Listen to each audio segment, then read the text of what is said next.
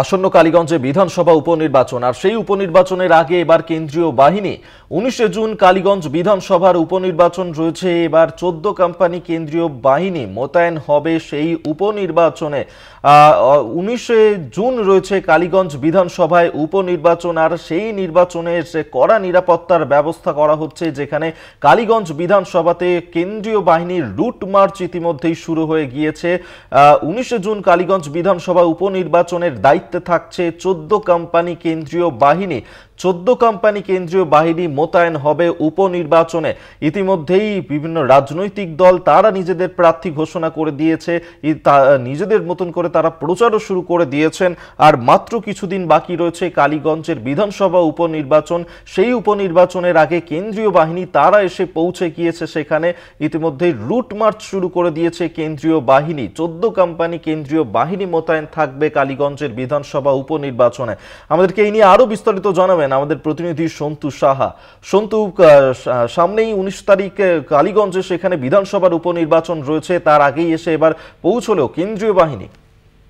একেবারেই দেখো, আগামী 19 জুন এই কালীগঞ্জ বিধানসভায় উপনির্বাচন, ঠিক তার আগেই কেন্দ্রীয় বাহিনীর ইতিমধ্যে 3 কোম্পানি কেন্দ্রীয় বাহিনী এসে পৌঁছেছে। যেমনটা আমরা জানতে পেরেছি 14 কোম্পানি কেন্দ্রীয় বাহিনী মোতায়েন করা হবে এই নির্বাচনে। শুধুমাত্র 14 কোম্পানি, প্রতিটা কেন্দ্রে কেন্দ্রীয় বাহিনী থাকবে এমনটাই কিন্তু জানা গিয়েছে। কিন্তু তার আগে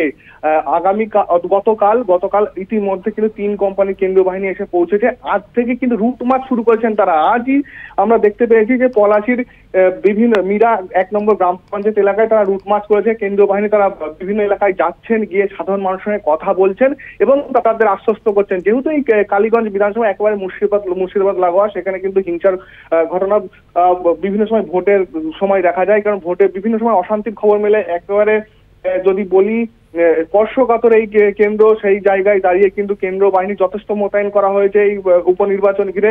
ঠিক আগে থেকেই 3 কোম্পানির কেন্দ্রীয় বাহিনী ইতিমধ্যে এসে পৌঁছেছেন। তারা বিভিন্ন এলাকায়, অর্থাৎ কালীগঞ্জের ITI college, Debagram ITI college, Paglachandi high school এবং গভর্নমেন্ট ITI কলেজে তারা এসে পৌঁছেছেন। সেখান থেকেই কিন্তু বিভিন্ন জায়গায় রুট মার্চ আজকে থেকে তারা রুট মার্চ শুরু করে দিয়েছেন।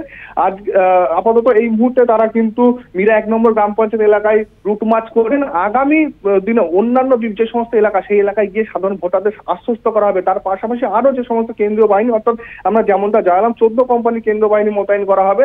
ধীরে ধীরে আরো কেন্দ্রীয় বাহিনী এসে পৌঁছাবে এই এলাকায়। অভিজ্ঞতা। ধন্যবাদ সন্তু তোমায়। সন্তু সাহা আমাদের সঙ্গে টেলিফোনে ছিলেন প্রতিনিধি।